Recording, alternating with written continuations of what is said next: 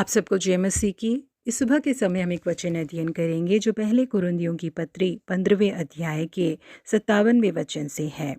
परंतु परमेश्वर का धन्यवाद हो जो हमारे प्रभु यीशु मसीह के द्वारा हमें जयवंत करता है। यूएससी कहलाए जाने वाले यूनिवर्सिटी ऑफ साउथ कैरोलिना के फुटबॉल टीम को नोटर डैम के फुटबॉल टीम से बहुत बड़ी हार मिली। 51 के लिए 0 के बहुत बड़े फर्क से वो लोग हारे। यूएसए की फुटबॉल टीम ने इससे पहले कभी भी इतने बड़े हार का सामना नहीं किया था, इसीलिए शर्म के मारे वो लोग चीजों को रखने वाले कमरे में जाकर छिप गए। क्योंकि इस हार के कारण वो बहुत ज्यादा शर्मिंदगी महसूस कर रहे थे, इसीलिए वो किसी से भी मिलना नहीं चाहते थे। उस टीम के प्रशिक्षक उन लोगों को ढूंढते हुए उस कमरे तक पहुंचे और उन्होंने वहां पर कुछ खिलाड़ियों को मौजूद देखा। वहां पर जो हारे हुए खिलाड़ी मौजूद थे वो बहुत ज्यादा दुखी नजर आ रहे थे। उनके प्रशिक्षक ने वहां पर एक बेंच को डाला और उसके ऊपर खड़े होकर उनसे कहने लगे, तुम सब क्यों इस हार को इतना बड़ा समझ रहे हो? ज्यादातर लोगों को तो इस बात का पता ही नहीं चलेगा कि तुम इस मैच में हारे हो। चीन में रहने वाले आबादी में से कम 80 करोड़ लोगों को तो इस बात का पता भी नहीं होगा कि ऐसा कोई मैच भी हुआ था करके उन्होंने उन्हें उत्साहित किया।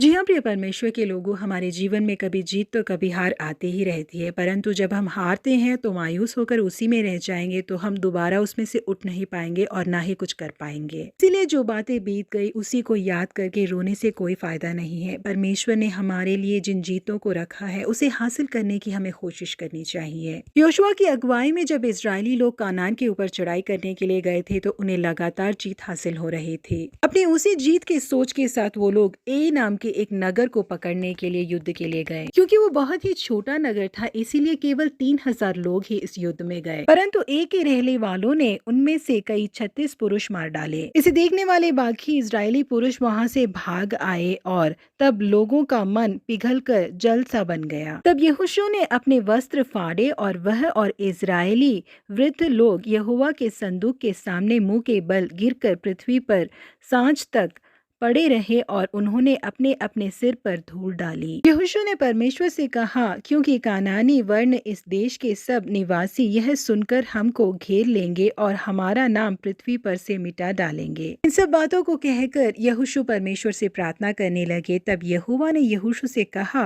उठ खड़ा हो जा, तो क्यों इस भांति मुंह के बल पृथ्वी पर पड़ा है? और उसके बाद उन लोगों के हारने का कारण क्या है उन्हें बताकर उसे ठीक करने के लिए परमेश्वर ने कहा। जैसे ही उन लोगों ने उस गलती को ठीक किया, परमेश्वर ने इस बार इजरायलियों को बहुत बड़ी जीत दी। यहाँ प्रिय परमेश्वर के लोगों, हमारे परमेश्वर हमें हमेशा के लिए हार की परिस्थिति में या सोच में नहीं छोड़ देते। हमारे हार का कारण क्या है करके हमें समझाकर दोबारा हमें जीत के लिए तैयार करते हैं वो। इसलिए हार की सोच को अपने अंदर से बाहर निकाल दीजिए, क्योंकि हमें जयवंत बनाने वाले हमारे परमेश्वर हमारे साथ हैं। प्रभु आप सबों को आशीषित करे। Have a blessed day.